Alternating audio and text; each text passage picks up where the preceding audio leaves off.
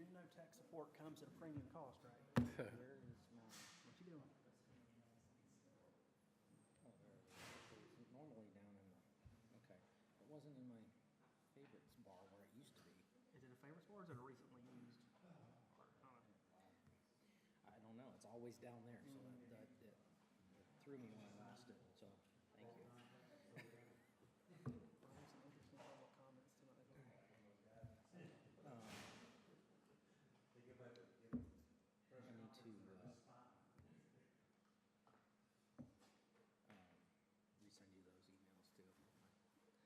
Forgotten. I'm waiting on you and Hunter. Once I'm ready, guys, I can close that one out. All right, well, remind me after the meeting and I'll do it right then. Sounds good. That way you'll get them, because I've been so busy. Getting the wrong episode. There you go. There it is. Oh, Okay. these classes.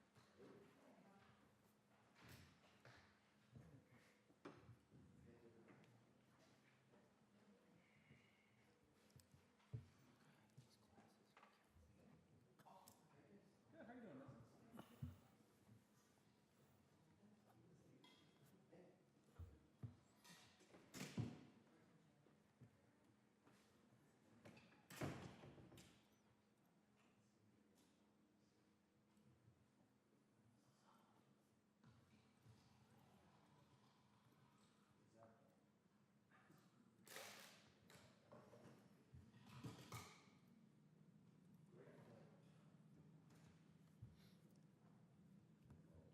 You're good to start in 2 minutes. Everything's already set up.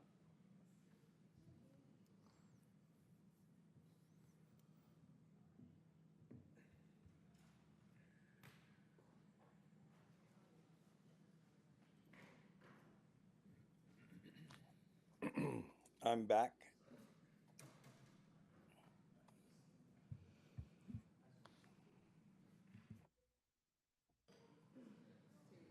I knew what you were going to say. Just with you.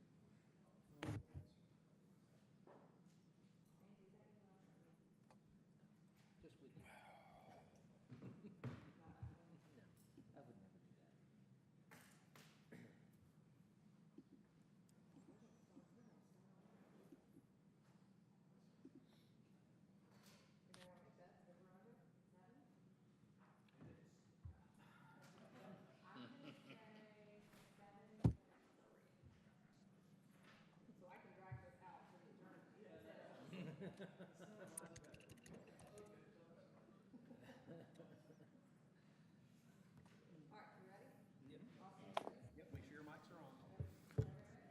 Yep. All right, good evening, everyone.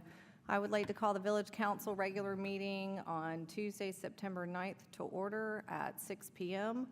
I see that we have quorum, but we also have the mayor participating remotely, so I need a motion for Mayor Polino to participate remotely. So moved. Further discussion? All in favor? Aye. Aye. All right, motion passes. Thank you very much. Next up is adoption of the agenda. We need to remove closed session, so we will remove that. Does anyone else have any changes, additions, subtractions? Nope. All right, so I need a motion to approve the agenda as amended. So moved. Further discussion? All's in favor? Aye. Next up is adoption of the previous minutes. Everybody have a chance to take a look at those? Any issues, changes? Nope, hearing none. I need a motion to approve the minutes from August 28 as presented. So moved. Further discussion? All's in favor? Aye. All right, next up, Pledge of Allegiance.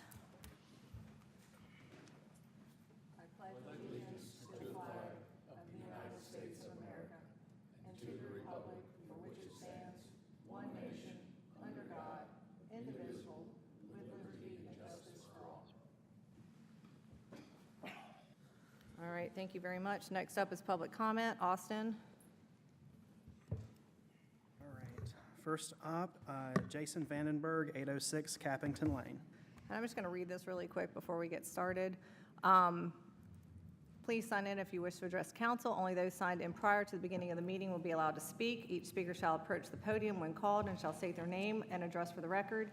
Each speaker has 3 minutes to speak. Council may request that one person speak on behalf of large groups expressing the same opinion. The public comment period is limited to 30 minutes.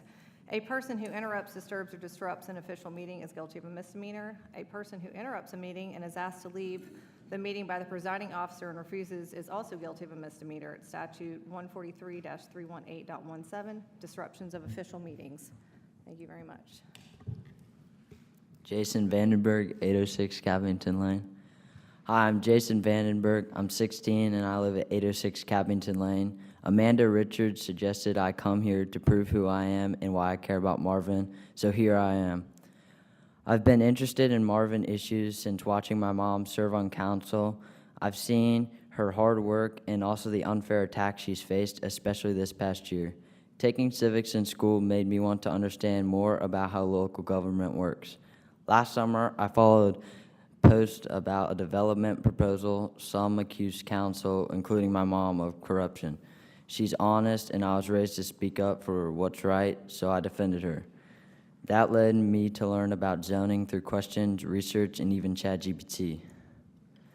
But when I posted online, instead of disagreement, some adults mocked me, made me feel threatened, and even got me suspended from Nextdoor as if I were fake. That feels like censorship. I have as much right to speak as anyone else, and being 16 doesn't change that. I won't be intimidated. That's why I'm here tonight. Here's an example. Mr. Eck, who's running for council, refuses to answer my questions, blocked me, and says my mom defending me is reason to dismiss me. Yet he uses every chance to insult her. That doesn't look like leadership. So I ask again, Mr. Eck, why won't you answer me? If I could vote, it wouldn't be for you or Marvin United. I would, however, support Mr. Polino, Mr. Deathridge, Mr. Wortman, and Mr. Williams, leaders who I'm confident would answer respectfully and coherently. And to Ms. Richards or anyone questioning my motives, I hope this clears things up. Council, thank you for letting me speak tonight. Thank you very much. Austin? Next up is Ron Hamill, 3219 Oak Brook Drive.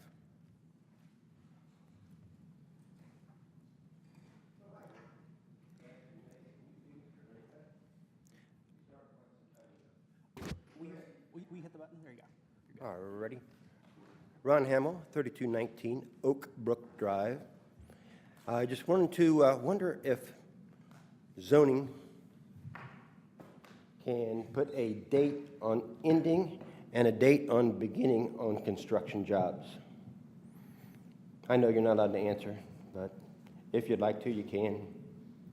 A beginning date and ending date instead of if you planning board plans something and it gets okayed and you okay it, can somebody sit on a job for 20 years and then come back up and say, oh, we're going to start now, and then have a site stay empty?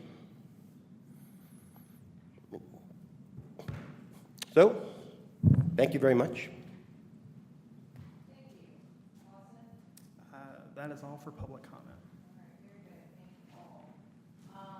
Next up, feedback from previous public comment. Do you have anything? No. Next up, presentations. Kim, I'm having a hard time hearing you. You know why? Because I forgot to turn my mic on. I apologize. Sorry, Mr. Mayor. Next up is presentation, signing ceremony for mayoral proclamation claiming the 25th of October as the 2025 Village of Marvin Arbor Day. Sorry about that, Mr. Mayor. Since Mayor Polino's out of town, he went ahead and signed the proclamation yesterday, but it's still a good opportunity to explain what it is and what the proclamation says. We'll let Hunter do that. Yep. So Are you over going to the read it? do I need to read it? Go for it. Okay. Well, a little background real quick is that we are in the process of trying to obtain our Tree City USA accreditation for the village. There's four criteria to qualify to submit the application. The first one being having somebody on staff or a specific board to enforce and recommend regarding tree policies and ordinances. We have Keith, myself, on top of, PRNG does some of that as well as, and then some of their purview. The second one being that we have to have a public tree care ordinance. We do have that with some of the regulations that were adopted as part of Article 11 in the MDO last year. The third one being that we have to spend $2 per capita on tree care, maintenance, routine, all that stuff.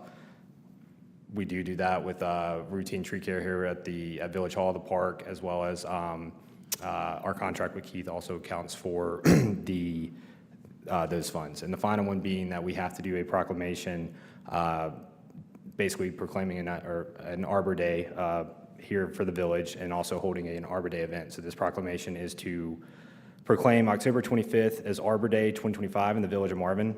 And I will read the rest of it. So whereas in 1872, J. Sterling Morton proposed to the Nebraska Board of Agriculture that a special day set aside for planting trees.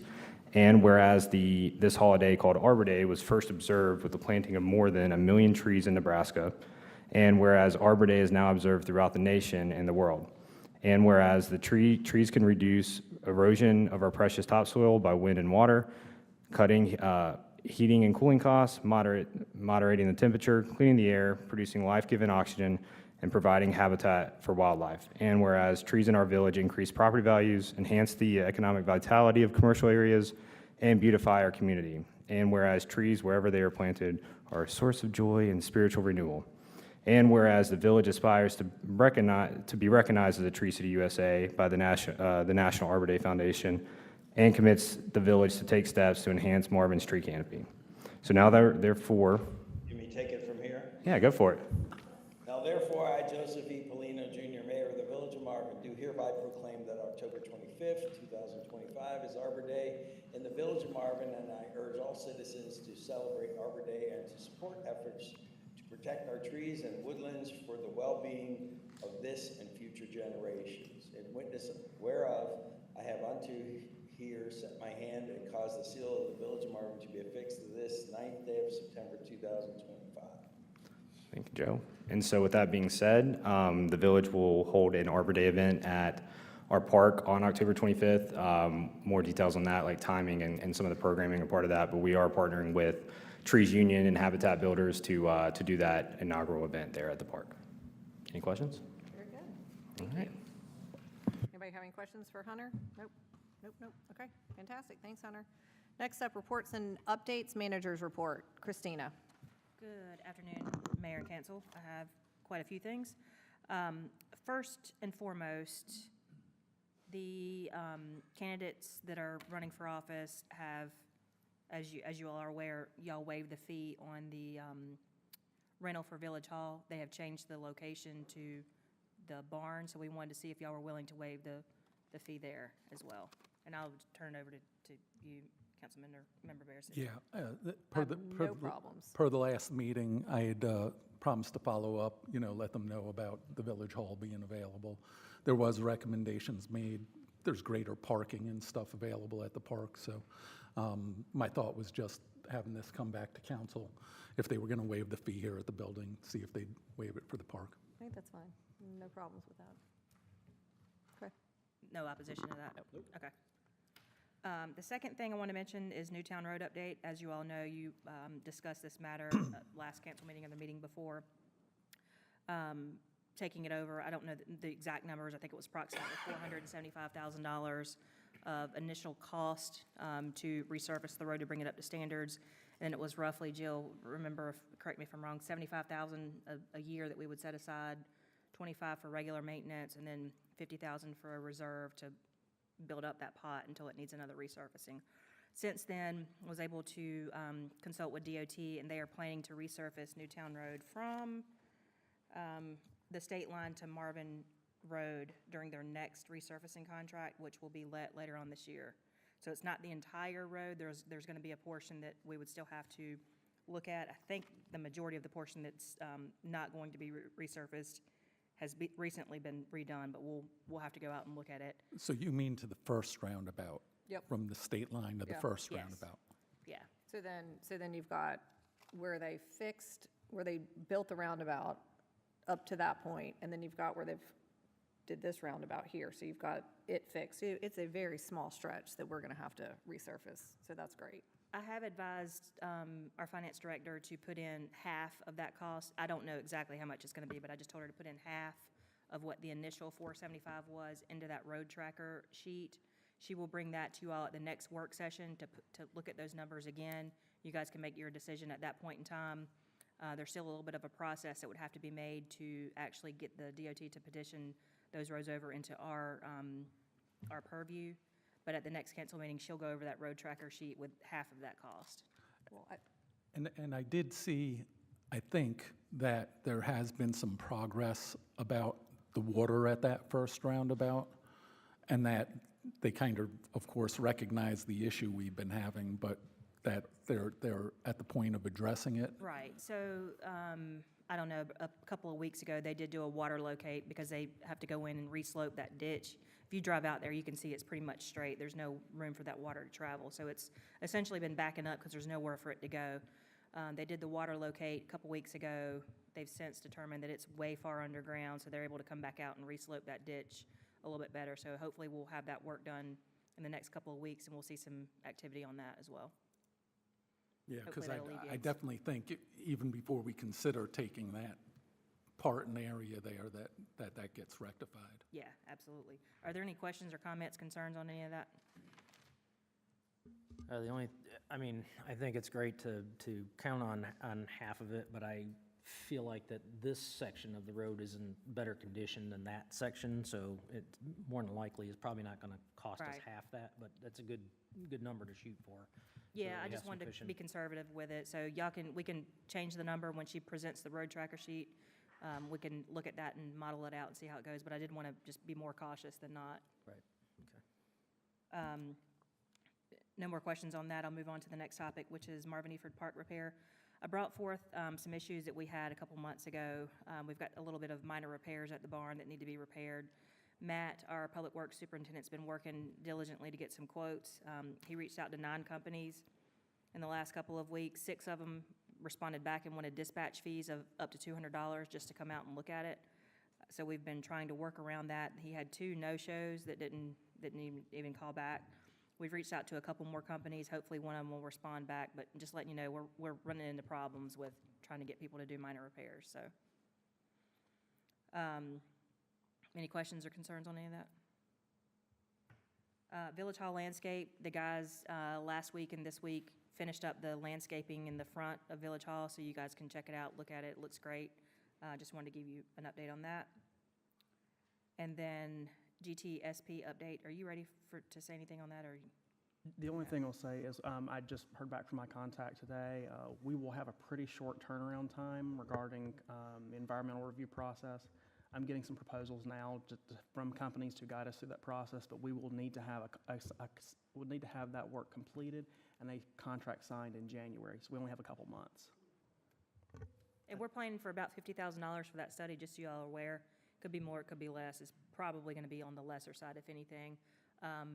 Jill's going to be prepared to make a budget amendment at the next meeting, just to go ahead and have that stuff roll in, so we can. The study has to be done by January, Yes, they will not and the give us. contract is signed. They will not give us the contract until the environmental review has been done, and we need to have that contract signed by January. End So of January? January's all I know right now, but it's going to be tight, so we are going to have to move on this relatively quickly. All right. I have, let me make sure I don't have anything else. That's all I have on manager's report. I have several things on Public Works, but that's all for now. All right, thank you very much. Next up, Hunter, Planner's Report.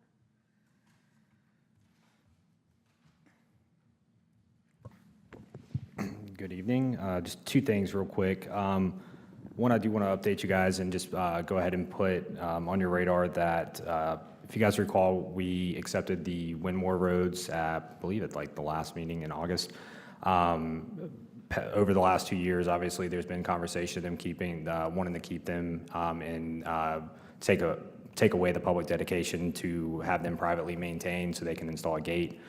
They did finally submit that application. I'm in the process of reviewing, making sure it meets our right-of-way abandonment procedure and requirements. And as of right now, they have all 12 property owner signatures of the subdivision. and have the other applicable requirements. So as of now, this is going to be on your agenda to basically do a resolution of intent at the September work session, and then a public hearing will be scheduled at the November meeting. If not the October work session, we can kind of discuss, basically you have to do that resolution of intent advertised for 4 consecutive weeks regarding the road closure or right-of-way abandonment. And then you guys will hold a public hearing and then vote to either approve or deny that. Is there any questions on that? Okay. Second one, just a comp plan update. So we did begin negotiations with Kinley Horn. We had that initial meeting last week. All of that went well. They should be getting an updated scope and cost, and so all that should hopefully be on your agenda at the September work session as well. And once we get that agreement signed, we're going to hit the ground running regarding that project. So we're really excited. Kinley Horn's really excited, and look forward to working with them. So I'll definitely keep you guys updated throughout that process. That's all I got, unless there's any questions for me. Any questions for Hunter? All right, thank you very much. Thank you. Next up, Public Works, Christina. Okay. Marvin Eford Park Emergency Access Driveway Update. As a part of your CIP plan that was adopted at the beginning of this year, we had an item on there for $30,000 of an emergency access. We have gotten some information back where it is going to slightly exceed that. Rough estimates for construction alone are anywhere from $20,000 to $25,000. We will need an engineer to submit kind of the sight line or the site review, the preliminary layout, go through DOT and work through the encroachment process. That's going to be approximately $5,000 to $8,000. So we're right there at that threshold, but it may be slightly more than what we're anticipating. So before I pull the trigger on the engineering studies that could exceed $5,000 to $8,000, I just want to make sure you guys are conceptually okay with us going over budget on that. We'll have to come back and do a budget amendment, but do y'all want to talk about that, or are there any issues? What were the numbers again? Around 20 to 25 for construction alone. That includes site prep, driveway surfacing, drainage, security gate or bollards with a Knox box, signage, and permitting and inspections.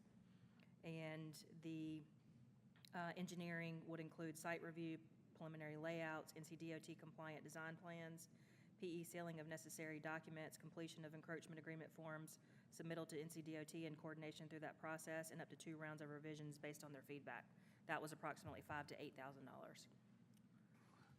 So are we using the existing driveway that's there, or are we putting in the new one at the corner, or if we decided that yet? It's basically kind of beside the fire department, so there was something already existing there. Well, the existing driveway from the original trailer that was on there is in the middle, and there is a drainage pipe in the ditch and an actual driveway cut to the road in the middle of the parking lot. With a gate. The other one is at the corner of the fence. There's no driveway there. It's just where the driveway comes up from the back. It doesn't actually go to the road, so that's why I was asking. I made Davey aware of the centermost part, showed him the driveway pipe and all that, where that originally was. We can work through those details, and I mean, Okay. if you want to meet us out there and show us. I was curious because there's already a driveway cut, which was already permitted by DOT back in the day, and that's why I was curious about that particular spot. I'm not sure about if it's far enough away from the main entrance or if it has to be farther. That was a question that I asked of Davey, and I hadn't gotten a response on that yet, so. Austin, is there a way can you pull up Jess, or is that too much to ask? Give me 1 second. I can move on to a second Yeah, topic. that's fine. And we can come, is that okay with you guys if I move on to That's something else? Marvin Eford Park striping, as you all know, we recently got that park resurfaced, asphalt laid down. We did come in and put handicap striping and all that situated, so glad it was able to be done before y'all's event, but that was done today, from my understanding. So hopefully the park will be open and back in operation as of tomorrow. Already talked to you about the Eford repairs. I had that on here twice for some reason. Capital equipment needs. So if you recall, Councilman Wortman, you were diligent enough a couple years ago to request a capital reserve in our assets for Public Works. We initially set that up to have a few $1,000s a year put aside for replacement of lawnmowers, because they're big-ticket items. This year, you all had put in approximately $10,000 to $12,000 for a dump truck, a dump trailer, I should say, for the guys when they're going and doing, heavy jobs and they need something that's actually going to dump. We have found one for approximately $12,000, so it's kind of in line with where we want to be. But the guys also are requesting another trailer and a lawnmower. We have 2 of them right now. When it rains and they have, they're kind of backed up because they're waiting on weather. It's just, they're kind of all over the place, and one person's waiting on another one to finish, and it's just, we need 2 of them so that they're able to kind of hit multiple spots within the limited number of days that they have. That's going to be another $10,000, roughly. Our guys have found a trailer and a lawnmower combo for around $9,000. That was not budgeted. I'm asking you all to, they think that they have better needs for the trailer and the lawnmower than they do the dump trailer. I still think we need to have a dump trailer to be prepared for trees falling and having a little bit more flexibility in terms of larger projects, so I don't want to ignore that. I wanted to go ahead and see if you guys are okay with spending some of that money that we have put aside for that capital asset replacements to go ahead and purchase an additional trailer and lawnmower. I mean, we've been putting money aside for it, yes? We are. Yeah. And We've got around $38,000 in that account now, so we can tap into it and it's not going to hurt anything. But My only question is, how are we doing with the equipment? I mean, is there anything that is imminent in the next year or 2 that we're going to have to replace that may impact that budget? Because I got no problem with, using the budget for what it's intended for. I just want to make sure that if we're buying something extra, that we have enough to cover if something is looking like it's getting worn out and it's going to have to be replaced, like the mule or one of the mowers or whatever that's, that's my only question. Well, so if we did need a new mower replacement, the one that we're getting would kind of replace that. The one mower, we did purchase a new mower last year, the year before, so one of them's fairly new. Right. The other one is fairly old, so it could, go out at any point in time. I don't know the answer to that question directly. I'd have to ask the guys. Obviously, the extra mower is not something we need today, so we have some time to ask that question. And you're probably talking about $7,000, $8,000, $9,000 for a new mower, so it's still Yeah. well within the budget. I just was curious as where we are, but the budget is in pretty good shape, so I really don't see a problem with it myself if nobody else does. It seems. Well, we've been talking about the dump trailer for a while. Right, This isn't the they're first. talking about, I know, but I think when you look at the level of importance, right, and when something does happen, storm hits or whatever, we're just going to load up the pickup trucks. Yeah. Well, that's not going to last very long, and we're damaging a valuable asset. I agree. So I would move to say, let's, do the dump trailer priority number That's what I 1. told the guys. I was like, we're not getting rid of we're going to definitely do the dump trailer, but they're asking for an additional lawnmower and trailer to make it easier on the compressed days where they have. But again, they don't really need it immediately because, we're going out of maintenance season, but it is something that they would like to purchase when the time is right. So if you want me to go back and ask them about other equipment to make sure nothing else is failing, I'll be more than glad to do that. But if you have no objections, I'm just going to go ahead and tell them that we'll do it, and we'll pull it from that capital reserve, and she'll do a budget amendment for it. Yeah, I'm fine with using that. That's what it's there for, is to keep our equipment and keep it Okay. replaced. Any and all that objections? stuff. I don't have any objections. Yeah. Okay. Okay, he's got the I got the image map pulled pulled up. up. So This is the front parking lot here, so. can you pan out just a little bit? This is the edge of the property. This is our property line right here. Oh, okay, yeah, that's it right there. It's roughly right here, because there's the existing walking path. Can you pan out some though? Can you pan out so I can see The more? old driveway is in the middle, Can you scoot right up? by the W of Newtown. Go where? Right there, yeah. Okay. This is our property line right here. Yeah, and that's where the old driveway is. If you follow that path up to the corner and go straight out, it's already there. No, there's not a driveway there. It's over where the 1315 is where the driveway cut and the sluice pipe is in the ditch. We can There's find a, out. if you walk it, it's, yeah, it's near that Right where telephone that pole, clearing or is there? that power pole. Back a little bit. Yeah, It's I hard to think it's back see the in other that, way. in that photo, but if you walk in there, you'll see that there's actually a pipe in the ditch. That was the driveway for, there was a mobile home there, right? Yeah. And that's the driveway for that mobile home that was existing when the village bought the property.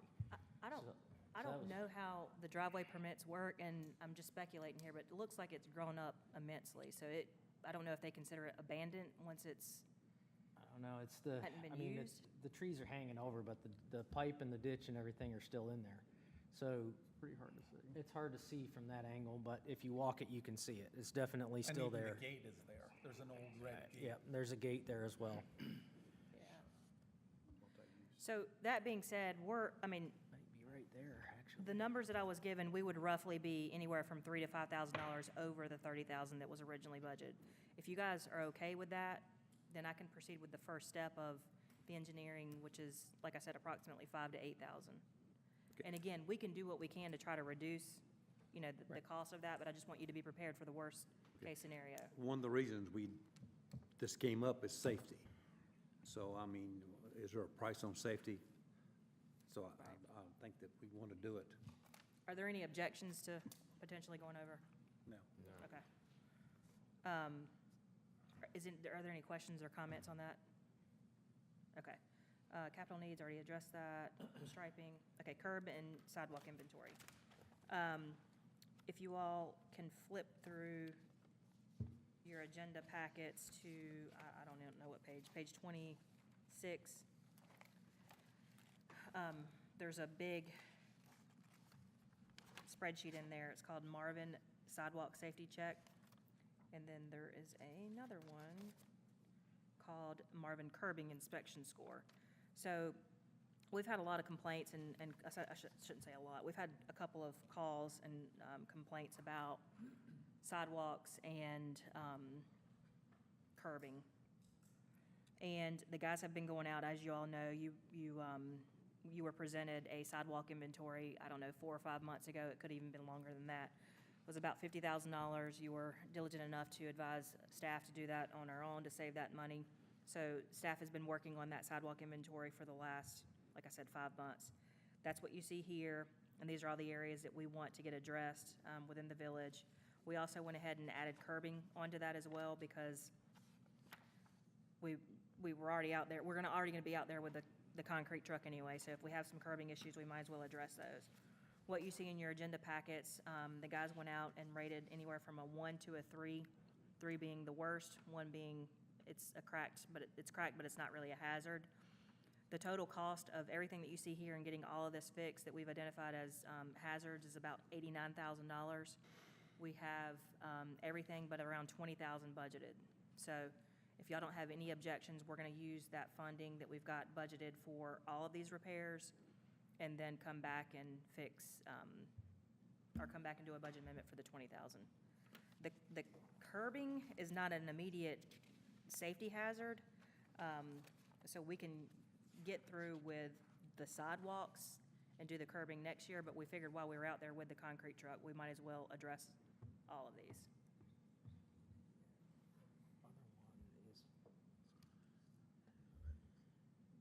Can I ask a question? We just took over Winmore. How in the world are curbing and sidewalks on there? Like, why in the, what? Unless it's the way it's settled. I'd have to ask Matt, because Matt was the one that went out and did this. I mean, that's crazy. Come on. Winmore has 2. They have sidewalk and curbing. They're on both of these lists. That is crazy. So, once again, Winmore, the developer failed to make the improvements, or the remaining improvements, which was the asphalt final layer. The developer did do the sidewalk and curb repair probably in 21, 22 before he just went MIA, and before we claimed the bond. But that sidewalk and asphalt, or the sidewalk and curb, was not a part of the bond claim. And once again, we didn't have, because those roads were publicly dedicated, that was something that we're just kind of inherited because we got as much out of the bond that we could for the remaining improvements for the pond, the final layer, and the trees. I'm getting tired of paying for this neighborhood when the Well, I don't know. developer just up and cuts bait. I mean, if Really if annoying. the right-of-way abandonment application is approved, then they're also then assuming the sidewalk too, correct? So, Christina, the curbing is not in my opinion, the curbing is not a top priority because it is not a safety thing. The sidewalks need to get done. This is not money that we've had budgeted for this, period. So I think you need to do the sidewalks first, and then we can figure out how to get money for the curb. That's my opinion. Okay. I agree, the safety is number one concern. Obviously, maintenance is a concern. We don't want things to break down, but the priority would be sidewalks first, then curbing as we can afford to do it. But sidewalks are definitely a priority. They're a liability, they're a safety risk, they need to be addressed first. And what neighborhoods did they do? On the, he should have, on the curbing or the sidewalks? Curbing. It would be only the Marvin roads. What On about- sidewalks, we did all of Marvin. Well, I know my neighborhood has a lot of curbing issues, and it's not on here. And Woodcliff just got redone at the same time that we did, so. Okay, I'll ask. And there's a lot of Marvin Creek roads on here that I'm not sure are in our system yet. Whittington Chase had told us back a few months ago that they had everything they needed, they didn't need anything else. And Wyndham Hall is not in our network either, so this needs to be cleaned up a lot. Wyndham Hall on curbing, I see. Okay, let me come back on this one, because Yep. let me come back on the curbing. I'll, yeah. And I let's see make that. sure we've got all the sidewalks and sidewalks. I know we have to do the sidewalks regardless of if they're in Marvin or not, like if we own them or not. So let's just focus on the sidewalks for now, and then we'll come back to the curb. But there's a lot of Yeah, some of these. may not be- discrepancies in there. Okay, yeah, I'll work on that, sorry. That's okay. Well, if, I'll have to do. I've got money for sidewalks. But I'll come back. I may end up pulling the trigger on side. Is the consensus you guys are not interested in curbing at this point in time because it's more or less aesthetic? I mean, there might be some tripping hazards on some curbing, but I don't know who walks on curbing. Well, I mean, if it's a situation where the curbing is falling in and it's gonna become an erosion issue for the street, then it's something that needs to be taken care of. If it's aesthetic, then let's get the sidewalks done first, then we'll go back to do that. But we also need to make sure they're our roads. Yes, if it's with the our curbing, because streets. there's roads Yeah. on here that aren't ours. Yeah, I'll get that addressed. So that being I said, mean, I know some we of have to these- do sidewalks, even if they're not our roads, but we don't have to do curbs, correct? That's correct.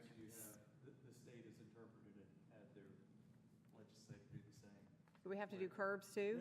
Oh, yeah, I know we've got to do. Yeah, that's fine, but not curbs, so let's figure out which ones are ours before we start spending money where we don't need to. Because everybody's, all of our pet projects that we have. Go with the roads, not the sidewalks, right?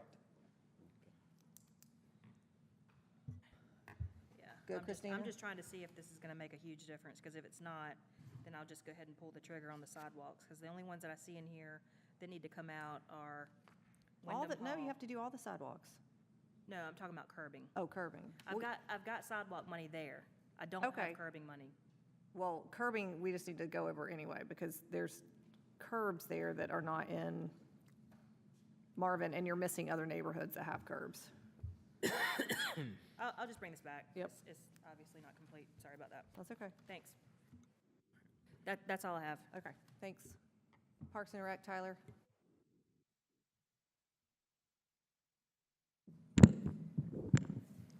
October 24th, trick or treat at the park, starting at 5 p.m., going until about 9 p.m. You'll see that online. If you're a local vendor and you want to register to come out and give candy, go to our website and you can find it on there, our social media posts. Usually always have a great turnout. I think we already have 13 or 14 vendors signed up, so it's looking to be a pretty big showing this year from the vendors at least. That'll be October 24th, and then, so starting October 17th, should have led with this, we are gonna start a chair yoga program that'll happen here at Village Hall on Friday mornings from 10 a.m. to 11 a.m. It'll happen every Friday. It starts October 17th. We have a great instructor. Ms. Parker will be out here. It's $5 to come. It'll be cash morning of. We'll have a waiver for you to sign, and it'll happen inside the chambers here. Yeah, that's from 10 to 11. So you guys will see that. We'll have the flyers. We'll have it online. So try to get something kind of going. There's no age limit, no age restriction. I know it seems like it's maybe something more for the elderly community, but anyone can come and enjoy it. And then on November 15th, we are doing another car show at Marvin Eford Park. It'll be from 8 a.m. to 10 a.m. We'll bring a classic car out. We'll have coffee trucks, breakfast food trucks, some vendors, some music. Just be a cool morning to come see some cool cars. Yeah. Any questions? Yes, I know that we had a lot of success with the scavenger hunt, and that the kids and the community that took advantage of it really, really enjoyed it. Absolutely. We had kids of all ages coming in, teenagers, so they're out in the summer instead of sitting in front of their computer, their devices, playing video games, they're out, they're enjoying our trails and doing a scavenger hunt. I think that is fantastic. Thank you for setting that up. I would like to do another one. I would like to have another one, possibly like maybe over the winter time, like maybe over the winter break. So maybe you could start working on that, because I do think that it is a wonderful way to show off the trails, show off the greenways, get people out on them, use them as the recreational Absolutely. uses that it's meant for. So if we could work on that, I think that would be super fun. We'll get right on that. Thank you. I appreciate it. Oh, and I meant to say something during Public Works. We got a really nice compliment for the park, that there was a family out bragging on how neat, clean, and beautiful our park is. So I just wanted to give a quick little shout out to our Public Works Department. They're doing a great job. All right, sorry, Tyler. Tyler, real quick, no issues with parking with as many people as we're expecting? Most definitely. But, yeah, absolutely. But luckily, we have a really good public works team who can really cram some cars into that park. We've kind of changed the landscape a little bit to maybe help combat it a bit. Used to, we ended the evening like at dusk for a movie. We're not doing a movie this year. We're getting light towers, and we're just making the trick-or-treating actually happen until 9 p.m. So we're looking for there to be a little come and go. Maybe might be 2 or 3 windows of kids coming and stuff like that. But no, there will be some parking issues. Okay. All right. Any other questions for Tyler? Nope. All right. Deputies report. You want to come down? Come on down. We're so glad to have you. Does anybody have any questions for our deputy? Everybody have a chance to look at it? Can you come to the podium so people, do you mind if you speak into a mic? Because people that are listening can't hear. Sorry.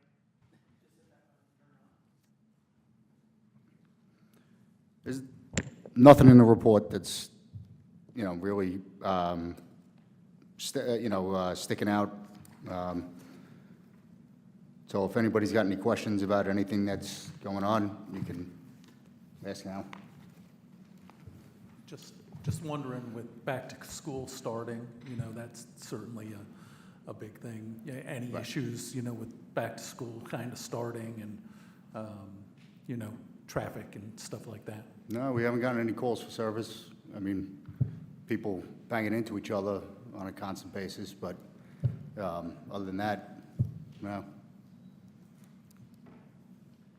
Do you know what the livestock on the highway was? Was it a cow? which, I don't know, I wasn't on that call. I was just wondering if you knew what it was. Okay. I will make a quick comment, though. Over time, when these first started coming out, and we started from the speed signs. Right. And speed, tracking speed, when we first started tracking that, those numbers were significantly different than they are today.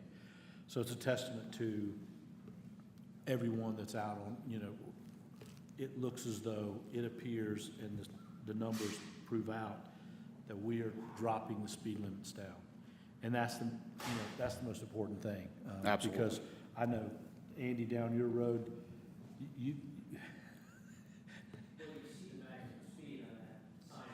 I know. I know.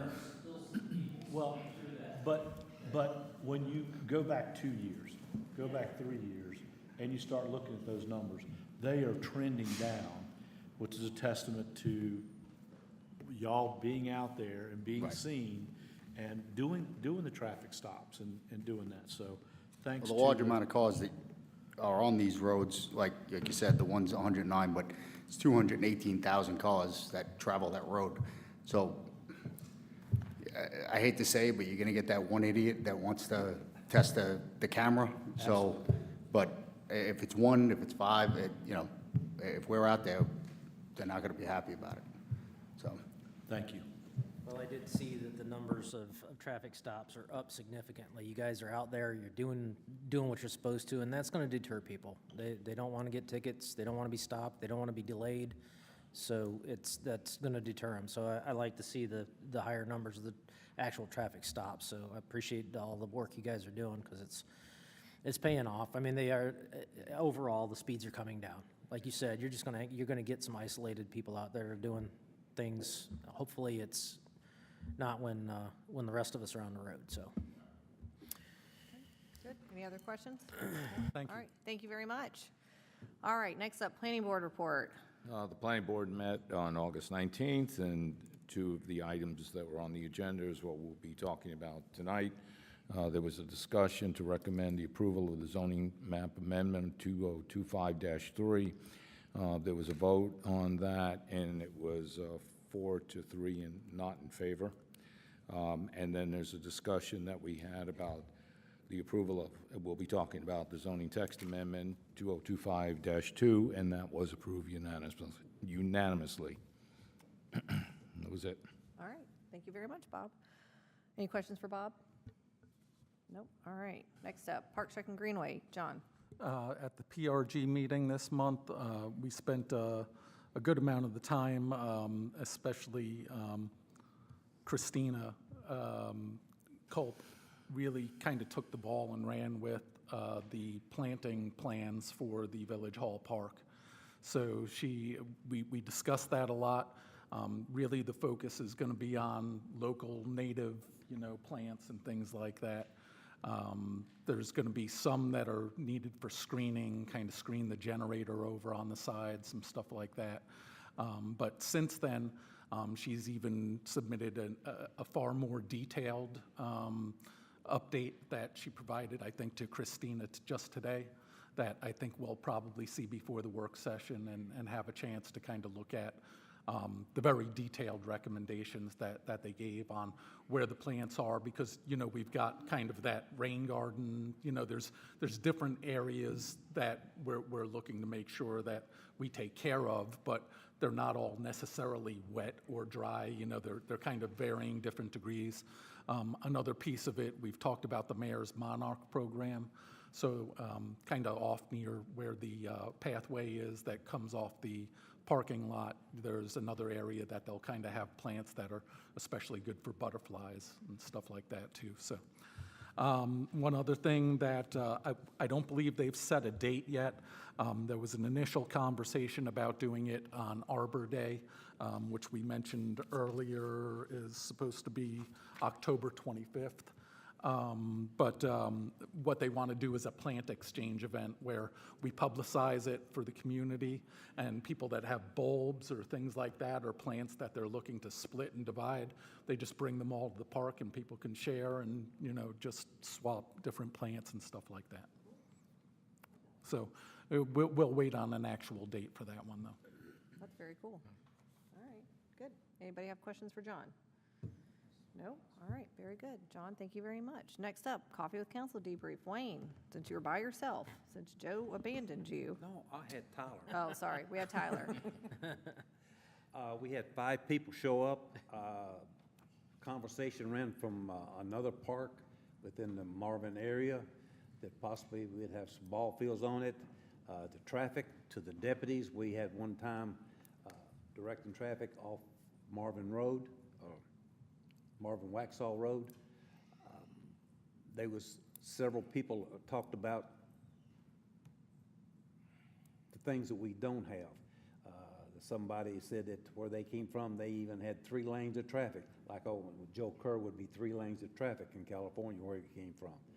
He said that basically we didn't have enough roads to handle what we're having. So, it went from ball fields to roads to the deputies and what we don't have. And that's a lot. Wayne, I talked to, I think Gardner, the Booster president. He Yes. said he spoke to you, and Yes. I will talk about that in the open topics. But I did get a chance to speak to him. Yeah, we had all 5 people stayed in the area. Some of them, they didn't leave, and other people came in, they was all there. They all entered into the conversation, especially about baseball for youth and that what we needed in the roads. So it was a group discussion. Good. All right, anybody have any questions for Wayne? Nope. All right, very good. Wayne, thank you very much. Next up is WUMA. Do we have WUMA? I'll take that Okay. because John, thank you. Andy and Joe weren't able to attend, so I stood in for those guys. It wasn't a very long meeting. There was some discussion. One idea, of course, it is an election year, so some of the board members may change, on the WUMA board, depending on election outcomes and things like that. One of the things Mayor Bell was talking about, perhaps for next year, is where they might do kind of a rotating chairman, where kind of the chairman is whoever's hosting it that particular month's meeting. They would still have kind of a de facto chairman for, logistical purposes and things like that, but that it would then kind of rotate based upon who's hosting the meeting. They were very interested. We talked a little bit about some of the things that we're doing and the survey that we're putting out. Making sure that you get a lot of good responses from as many residents as possible is something that all of these folks have struggled with. I think one of the villages said, might have been Mineral Springs, they used to, when they did it years ago, they could get 30, 40%, which is very statistically significant. But lately, as the population grows, they keep finding that those numbers kind of come down to where I think it was only like maybe 7 or 8% in the last time. So we've got our Village of Marvin survey going out. We shared a little bit about how we'd be doing that with the postcards that are designated to each particular resident so that, we can make sure that nobody's kind of gaming the system or anything like that, and everybody has a fair chance to give their input. So they were interested in how we were doing it and us explaining that, and potentially, how the outcome of it works out. They're interested to hear about. But John, I got a question. Do you remember the percentage they said minimum that you had, what was it, 10% to get any kind of accuracy on what the people wanted? yeah, one of them had actually gone to, I forget if it was Mayor Bell, that they went to a professor at the University of Charlotte to get a better understanding of what percentage they should be at to feel that they're properly reflecting you know, the populace in general. So I believe that number was in the 10% range that they felt. That's a I think we've minimum. discussed it being around 15%, you know, is that where, you know, a lot of folks, you know, in marketing and things like that, when they do surveys, you know, feel like that. But yeah, that is a number. So I hope we get more than 10%. I hope we get more than 20. For all residents, you should be getting a postcard in the mail in the next week or two. If you look at any of our social media, we've got pictures of what it'll look like, and there'll be a code on the back of that that's tied to your home to make sure that your input is represented. Very good. Thank you very much, John. Does anybody have any questions for John? Nope. All right, next up is consent agenda. I need a motion to approve the consent agenda as presented. So moved. Further discussion? All's in favor? Aye. Any opposed? All right, next up, public hearing. Our first public hearing is to consider adoption of an ordinance for zoning map amendment 2025-3, rezoning 10515 Newtown Road, parcel number 06240007, from rural residential RR to single-family residential SFR1. Hunter. All right. Oh, and the public hearing is now open. Okay, we do have some residents that have signed up for this, so I'm going to go over my staff report first and answer any questions regarding that from council, and then turn it over to any any residents that have signed up to speak. So tonight, there is a zoning map amendment application that has been submitted by Lenane Homes to rezone the 3.02 acre property located at 10515 Newtown Road. This request is to rezone the property from rural residential to single-family residential 1. And this rezoning will follow the procedure that's outlined in 5.3 of our Marvin Development Ordinance.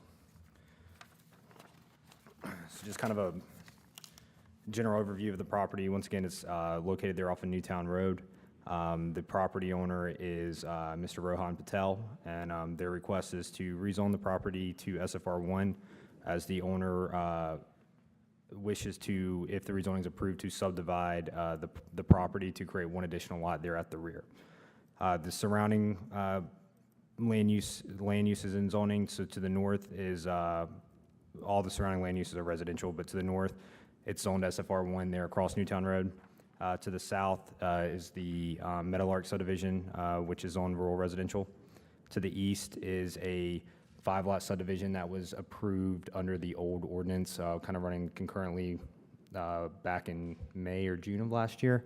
And that 5-lot subdivision, like I said, is not a part of this, but it is important as part of this request, and I'll get there in a sec. And here to the west is also residential and zone rural residential. Just kind of an overview of the difference between rural residential and SFR1. Rural residential's minimum acreage is 2.5, whereas SFR1 does, it's a little under an acre, it's 34,900 square feet. Lot widths differences is 144 in rural residential and 130 in SFR1, and your front, rear, and side setbacks are the same between the districts. Once again, SFR1 lines up closely with the old R Marvin residential zoning district under the old ordinance, which the majority of Marvin was zoned. Per the rezoning, if you guys also recall, we did a text amendment for neighborhood meetings. This is a conventional standard rezoning. Neighborhood meetings are optional / recommended for those.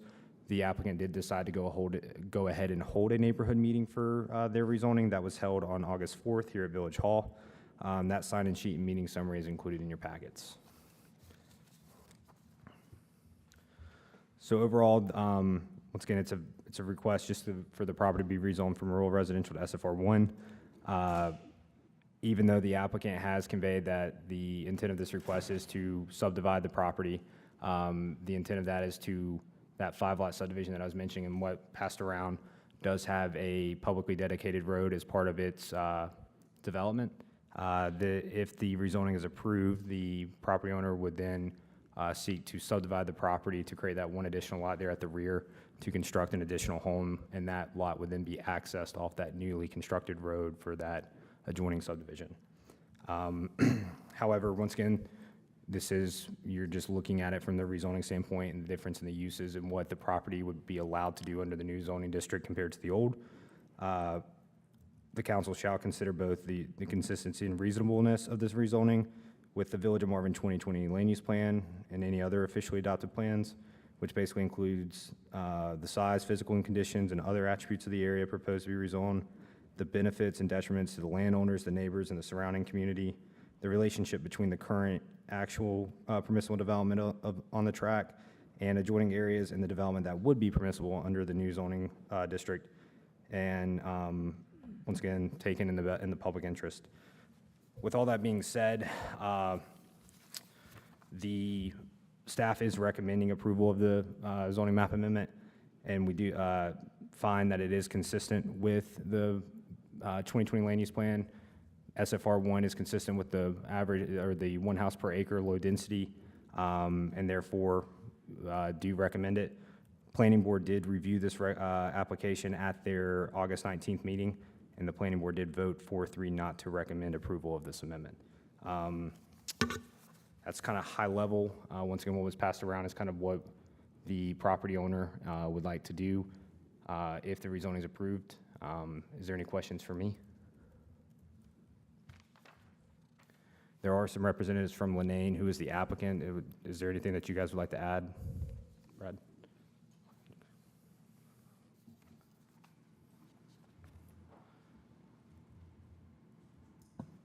Thank you for having us here tonight.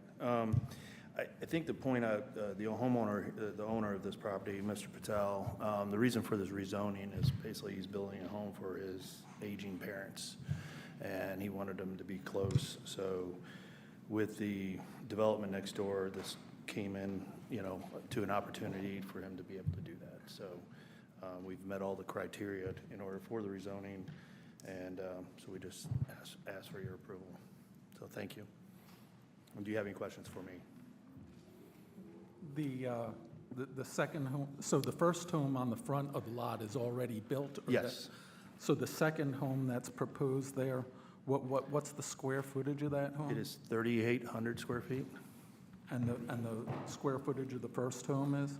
The first home, 4,500 square feet. And really, for the second home, he can state it, but it really shouldn't be part of your reasoning. You should base it on the zoning in general, because you don't know what is going to happen, because once the zoning runs with the land, either they have that intended use from a governing board, you're supposed to assume it could be any use with that zoning district is how we have to do it, because it's a straight zoning. So for example, if we I mean, do this. it's an example of what could happen, and you could look at it that way, but it does not mean that it will look like this at all. It could be something completely different. Yeah, so if something were to happen, somebody gets relocated, their job or something somewhere before that second home gets built, they're not tied to this particular They plan are at not tied all to this or plan. anything. Yeah. And that's how you're supposed to consider it. And to add to that, with previous rezonings, once again, we look at it worst cases, as Chaplain was mentioning, like if they get the zoning, how many lots, or potentially the subdivision impact is always what's going to be a question.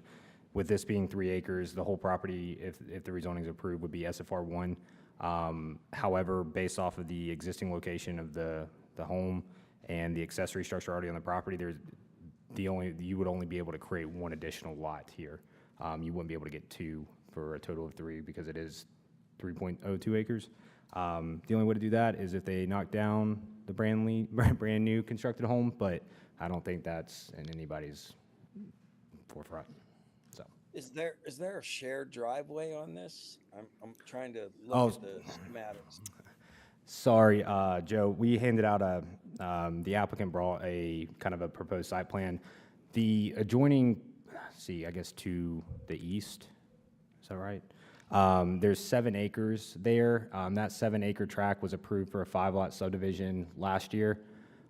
They would be installing a public road on that, and then that, if this rezoning is approved and this new lot is created on the subject property, it would be accessed off that newly constructed road of that subdivision. Okay. So a couple of these kind of smaller subdivisions have come before us since we implemented the MDO, specifically around rural residential. And in some of those cases, there were situations where, property owners either had been speaking with the village, had some preliminary conversations about plans and things like that, and that was part of the reasoning of some of those getting approved. Was there anything like that in the case here? Not from a rezoning standpoint. The background is when Mr. Patel bought the property, it was one of his visions to have an additional dwelling on the property for his parents. At that time, once again, this was all under the old ordinance. It was, conveyed to him whether we do allow accessory dwellings, what those regulations were. It's my understanding it wasn't in his vision of like the size, because that size was capped at 50% of the total footprint or the first floor footprint of the primary. And therefore, when we adopted the MDO, those regulations even got more strict on the size of an ADU. So therefore, with the adjacent property going, also kind of, like I said, running concurrently and having a development approved there, it opened up the opportunity for them to look at rezoning and subdividing the property to have that access. Because if that subdivision was not there, and that road that's going to be installed a part of that, then this lot couldn't be subdivided because it wouldn't have the adequate road frontage or access from a public road.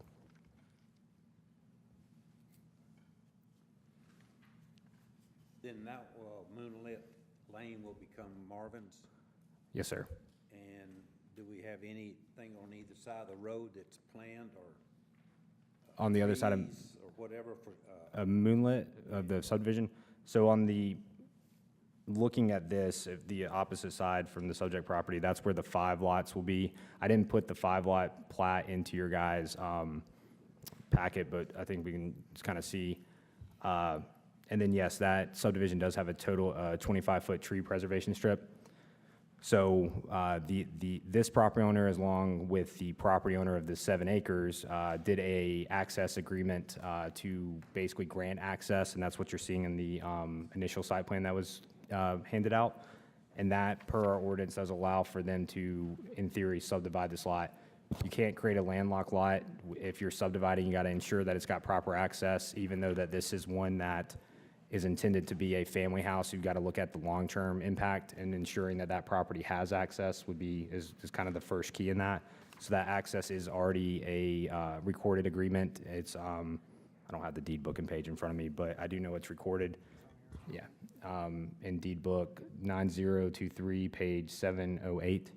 And that's a private agreement between Mr. Patel and the property of the 5-lot subdivision.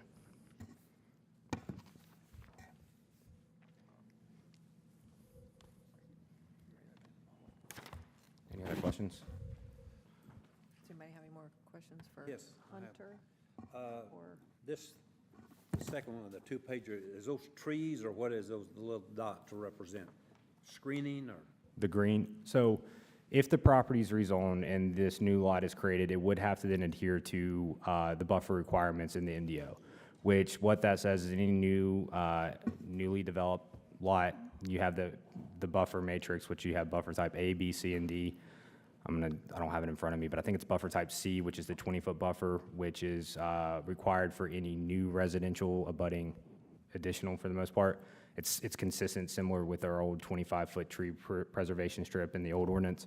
So since they're creating a new lot, what that ordinance states is like the lot would be created and it has to then provide a buffer. So that what you're seeing in that first handout that went around is the 20-foot buffer that they would have to adhere to if the property is rezoned and subdivided. Okay, one question. If they put an access road in there, what's going to happen to the buffer? On the 5-lot subdivision? No, on the one that adjacent house or across the street from Mr. Patel's property. So it would be an access through it. Essentially, think of this as like a 6-lot to that 5-lot subdivision. So the buffer would still go around this property as well.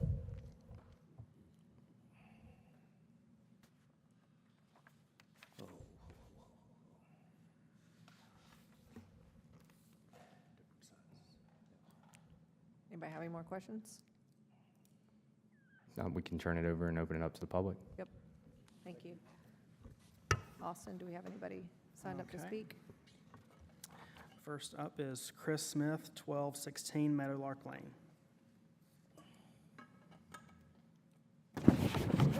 Great, thank you. My name is Chris Smith, and as you said, 1216 Meadowlark. So I am the neighbor behind what is being asked to be rezoned. And the irony of this is what I'm about to talk about.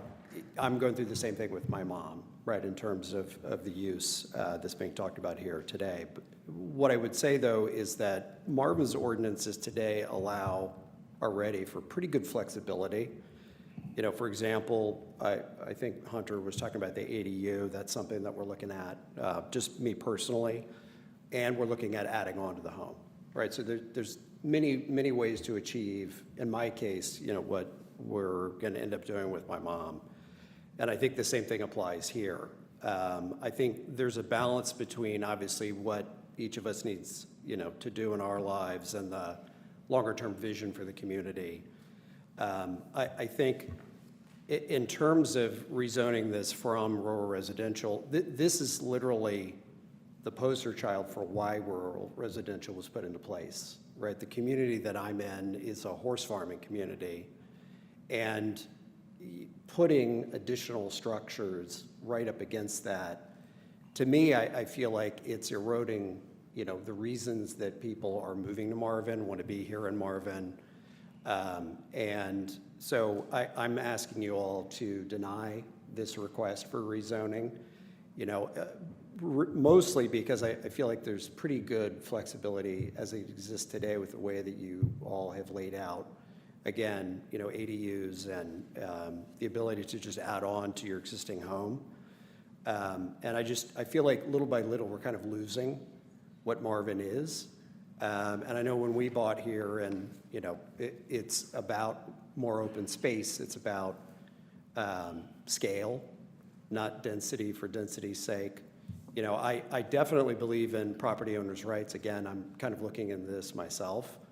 But I don't believe creating net new lots to achieve that goal is needed. So I'm just respectfully asking you all to deny the rezoning request. Thank you very much. Austin, anybody else? We have a few other names on here. Did you guys want to speak? I think you might have signed the wrong sheet. Okay. Okay. So are you guys good? Any of y'all want to speak at all? Okay. I have a question too.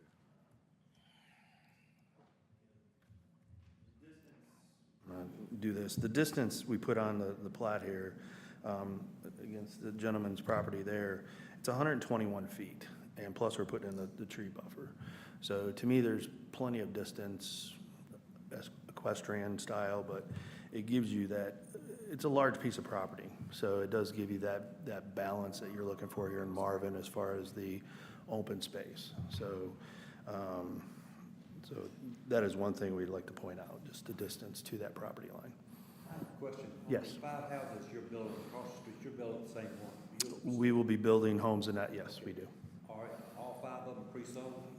We've got, actually, as of today, we've probably got 2 contracts coming in, all at probably 1.9 to 2 million. Okay, so you got 2 of them. Yeah. I mean, they will not go, I mean, Marvin is a hot topic, so it will not take long for these to sell. We've got a lot of interested parties. Any other questions? All right, thank you. Austin, anybody else? That is all. That's You may it? close the public Okay. hearing. I'm going to go ahead and close the public hearing. If council has any questions for Hunter, comments? Hunter, you know, essentially, what kind of looks like it's being created here, and definitionally, it's not the same, but that access to the other road almost makes it like a flag lot, you know? In terms of the fact that normally, would he be able to get a second lot back there without the Moonlit Lane No. through next door? Because the only other, so let's take away the 5-lot subdivision out of this equation for a sec. The only other way then to access this would be from Newtown Road. And therefore, and that was actually discussed with the applicant at first, and I don't have it in front of me exactly, but it's essentially flag lots are prohibited outside of, like, there's 3 instances where they can be permitted, and one of those is, I think, you can create a 50-foot wide strip, but it can't be longer than maybe, I think, 300 feet, 500 feet, which to get from Newtown Road to the back, or to like this lot, would exceed that. So therefore, they weren't able to do a quote-unquote flag lot. Once again, since that adjoining property now is installing that road, it would have access from that via this access, the access agreement, which our ordinance in Article 2 does allow. And like I said, it's there where if you're creating a new lot, you're not creating a landlocked lot, you're ensuring that both of those uses and lots can self-sustain on their own, they have access, because it's a mutual agreement, and you might be able to speak on this with access, but one party can't revoke it unless both parties do. Is that fair to say? Yeah, it'll be a recorded easement. It wouldn't be a flag lot because it's coming off a publicly dedicated road. Understood. And the only access part is to cross the tree preservation area. Yeah, well, I guess my concern more is, had that road not been there, if we start to see kind of creative, ways for people to get and create lots off the backs of lots would be a concern of mine, because once correct. you kind of see this, if you have a vacant lot even next to you, people could start saying, hey, can I get an easement if they know something else is being developed? And all of a sudden, lots that normally wouldn't be able to be developed, are now coming to be requested because they're getting access from other ways, Correct.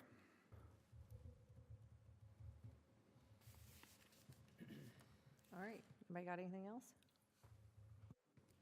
Okay, so I'm going to make a motion.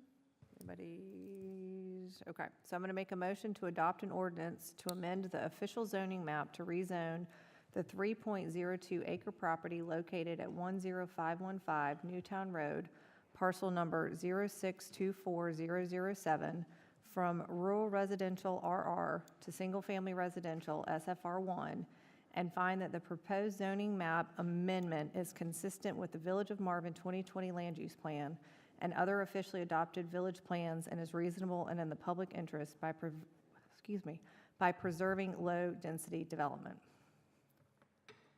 And I'm going to say further discussion. All in favor? Aye. One aye.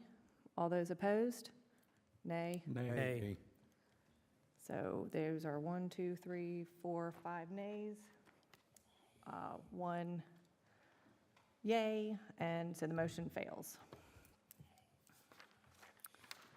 All right, next up is public hearing to consider an ordinance for amendments to Article 17 of Marvin Development Ordinance ZTA 2025-2.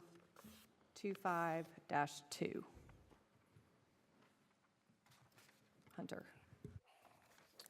Okay. Public hearing's open. Oh, I'm sorry, and the public hearing is now open, sorry. So this one's brief. This is regarding a text amendment. Once again, with the MDO being adopted, we're finding ways, just kind of testing, making sure that, trying to be proactive. One of the things that we noticed is that in the old ordinance, we had regulations regarding like temporary project identification signage for new subdivisions, advertising the lots, or, the ones that you see for development. We didn't really, we had language in the MDO, but it wasn't clear. I discussed this with Rick and some other municipalities and kind of see how they handle it. In short, we thought the best approach was to draft specific regulations, so that is what this text amendment is regarding. I'll go high level over this, but essentially just amending a couple sections in Article 17, which is our sign chapter for the MDO, which the first kind of change is to basically add where it says new residential subdivisions may install temporary signage identifying the subdivision until lots are sold, and then it just references 17.8 of this article. If you go to the next page of that, 17.8 is where it says temporary signs requiring a permit. We'd be adding an additional temporary sign type, which is just says temporary signage for new residential subdivisions. And basically, once again, saying that they're allowed and that they must comply with the requirements in 17.83 below. And then the biggest thing is in 17.8.3 outlines those requirements. These were directly, we looked at Weddington, Waxhaw, and a few others, but Waxhaw kind of had a really good, like I said, clear regulations on this, and basically it's kind of how we incorporated it in. So essentially what the regulations are is that each new subdivision development shall be subject to the following standards. The surface area maximum is not to exceed 32 square feet in area and 10 feet in height. Those are pretty much the average standard signs that you see on these new developments for temporary signage. They're only allowed one per street frontage, shall not be located within the street right-of-way or side distance triangle. The maximum duration is that it does allow for the sign to be allowed during the time of construction of development is actually in progress, or when lots are for sale. And then we did add, per the discussion with Planning Board last month, just even though it's allowed to be up during construction or lots are sold, obviously some take longer than others. And to ensure that the sign doesn't become dilapidated or become a nuisance from a maintenance standpoint, because it could be up, I mean, maybe 1, 2, 3 years, depending on the size of development and time of it. It would require the property owner developer to renew that sign, temporary sign permit annually, which then ensures that it gives a chance for us to make sure that the sign's not in disrepair for the most part. So those are kind of the big, like I said, it's just adding specific regulations regarding temporary signage for development. Is there any questions? I don't think we had anybody sign up, so. Austin, do we have anybody sign up? All right, do we have any questions for Hunter? Council? Anything? No, all right, so I'm going to make a motion to adopt an ordinance for zoning text amendments to Article 17 of the Marvin Development Ordinance and find that the proposed zoning text amendment is consistent with the Village of Marvin 2020 Land Use Plan and other officially adopted village plans and is reasonable and in the public interest by allowing better communication through signage while setting forth appropriate restrictions. Further discussion? All's in favor? Aye. Any opposed? All right, motion passes. Thank you very much. We have no unfinished business. We have no new business. Open topics. Mr. Mayor, you said you had one. Yes, thank you. This is a follow-up from the Coffee with Council that Wayne was at.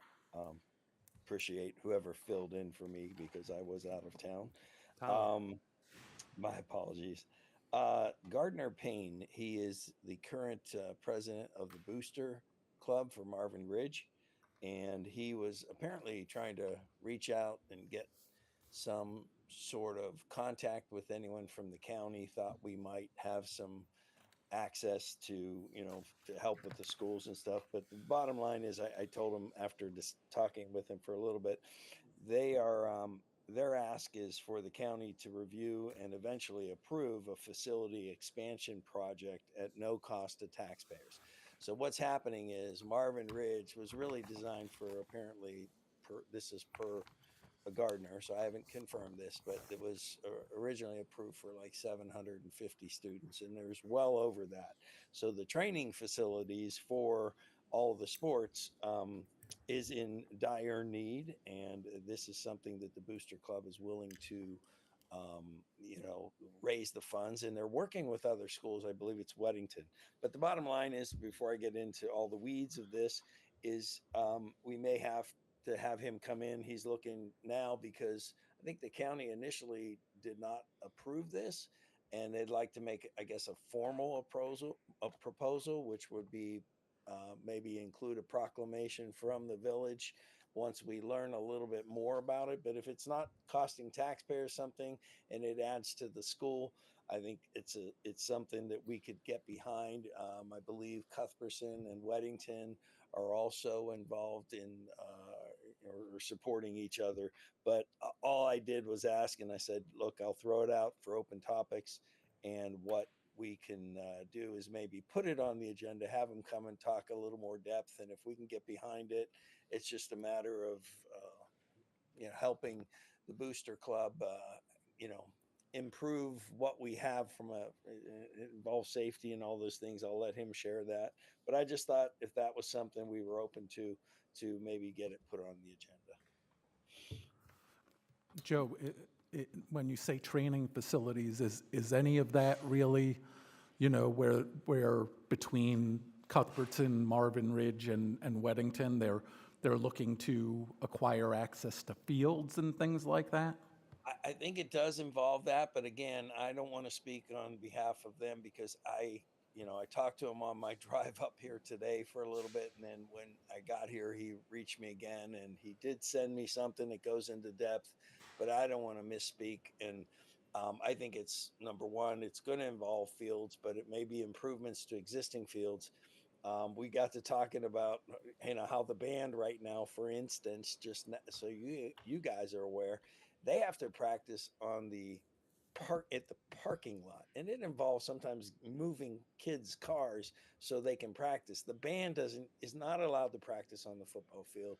There's another field available for them, but they haven't even put lights in there. And this booster club is kind of a group that we have a band booster club too. That these groups, they can raise funds and they can get the funds for this. I think it's something that we could get behind because it definitely would improve not only the school, but the safety figures, because I guess these kids are climbing on top of each other when it comes to training. It's everything from weightlifting to you name it. So is what I understand.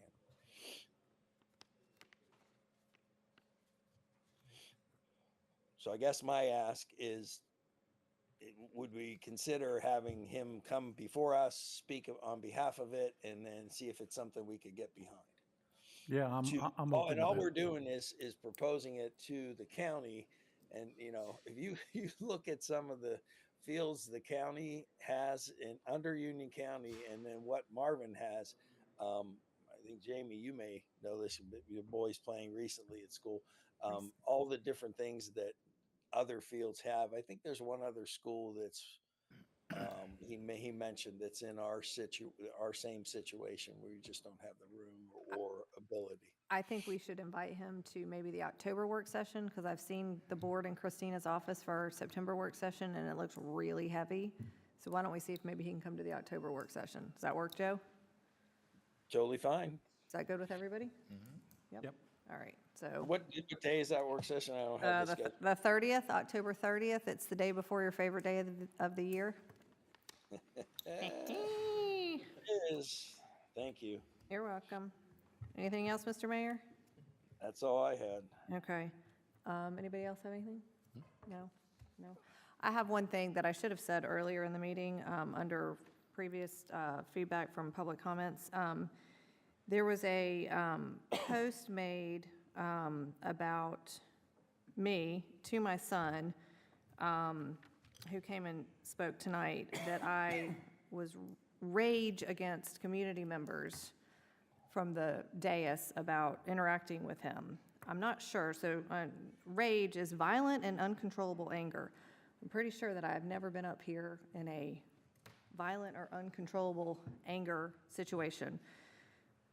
What I do not like is when people threaten him or disrespect him and are rude to him online and harass him. So to the man who wants a permission slip from me to respond to him online, you have my permission to answer his questions. I'm not going to give you a permission slip, but I think this will do. So you could probably answer 16-year-olds' questions pretty easily, I would think. That's all I have. Austin, review of action items.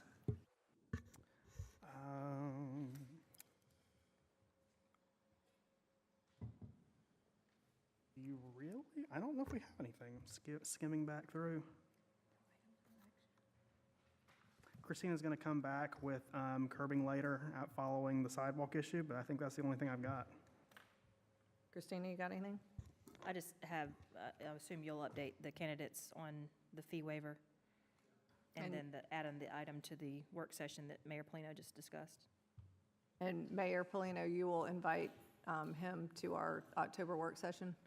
Yeah, I'll send him a text right after the meeting. Perfect, or thank just you. give him a call. All right, very good. Moving on to review of the Mayor Pro Kim list. That would be my list. Austin, tell me when you're ready. Hold on, pulling it up right now.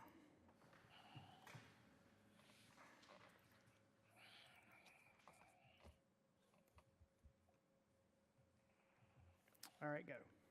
All right, Christina, did you execute the contract for the yoga services? I have not, waiting on Tyler to work through a couple of details on Okay, it. have we addressed the overgrown Marvin city limit sign on Marvin Road? I have not. Have you begun the negotiations with Kimley Horn on the comprehensive plan? Yes, we have. All right, so we can mark that off the list? We're still working, you'll have the contract hopefully at the next meeting we discuss with them. We're still working out the negotiations, so I would just keep it for now. Okay. And the negotiations with Bowman on the Parks and Greenways master plan? Yes, we have started that, Okay. still in the works. And how about executed the contract with Anglesey? So we Construction. have issued the notice of award. We're working through the contract language as we speak now. Very good. And how about the thermoplasts on Marvin Eford Park and Tom Short? Apparently that happened today. Yes. So we can check that off the list, Austin? Let me just make sure it happened before we check it off, Okay. but I'll let you know. Okay. Did you let the requester pursue the renaming of the Detweiler Road through the developer? I have, yes. Okay, we can check that off the list. Did you let the Independence Fund know that we were moving forward with Concept A? Yes, And they're good with that? yes. And they they're are working on 100% plans fantastic. as we speak. And Hunter, you issued the permit for the band because I've seen it out. Check it off the list. Fantastic. Thank you very much. Council comments. Mr. Mayor, we're going to start with you. Oh, I go first. Yep. Wow. Well, thanks, staff. Appreciate you guys. I just want to make a quick comment, not that I have to, but on my absence, the reason I'm not there is my father had some health issues, and I wanted to be up here. All our siblings, 5 of us, are sharing some time helping mom out, and so my dad had a slight heart attack, but he's doing well, and he had a procedure done, and then we just all went into action. So I just happened to be, this was my time to be up here with them. So I'm going to enjoy some time with them. So I apologize for not being there in person. I saw that email too, and just want to shout out to the staff that does the work at the park. I always think it's one of the best looking parks around. So great job. And it's just a testament to the pride that the people that we hire take with their jobs and stuff. And just want to point out a nice job with your son, Jason. He did a really nice job, and then I'd like to see more kids out and getting involved with their community. I will share one final thing that, and this was a little bit humbling for me, because you don't think you sometimes make a difference. And one of my favorite jobs as mayor is going to the 2nd grade and 3rd grade and talking to them about our town and how it's run and that sort of thing. And my wife was playing tennis with someone the other day, and she had mentioned my wife's last name, and the kid actually remembered me. And she goes, "Why? Is that the mayor's wife?" And it just humbled me, because you just don't realize how kids pay attention, and just going back to the class, kids seeing you, it's very humbling, but it's important to get our youth involved in the community. And I appreciate what Jason had to say, and as well as the other things we do to kind of encourage your point, having another what do you call it? That thing we just did with, what's it called? A scavenger hunt, I guess. Yep. So I'd love to get the kids involved going forward. So thank you, and appreciate the opportunity to zoom in. Thank you, Mr. Mayor. Hope your dad's feeling better. Thank you. All right, John? I'm good, thank you. Andy? Bob? I'm fine, thank you. Wayne? I'm going to thank the staff and the deputy for good work. Traffic is down, speed is down. The staff has gotten all the paperwork for us. Good. All right, Jamie? Joe, well wishes to your dad. Hope he gets Thank better. Also, shout out to Jason. It takes a lot at that age to come up and stand up in front of a group of people and provide insight, testimony, and maybe just insight to sometimes, I know we take this stuff maybe sometimes a little too far, and I hate it. We should have, this is a great community with great people, and, you know, good communication, positive communication can go a long way. Staff, thank you. A special thanks. I had a friend in town the other day, and we went to the park to go walk the dog. And they were just raving about how well the park looked. And those, it always looks good. It always looks good. Here, it looks, throughout Marvin, wherever you go in Marvin, it looks good. They go out there and they work very hard. They take a lot of pride in what they do. And they just raved about how well it looked. And I said, well, it's a testament to our staff and certainly our parks team. So thank you for that. Sheriff's Department, thank you for what you do. Again, it's a job that most wouldn't want to do. And so stay safe. Thank you. And I'm good. I appreciate everybody tonight. I was a little over my own time. I'm 10 minutes over, or actually 9 minutes over. I said 7:23 we'd be finished instead of at 7:32. So I need a motion to adjourn. So moved. All's in favor? Aye. Thanks, everybody. Thank you.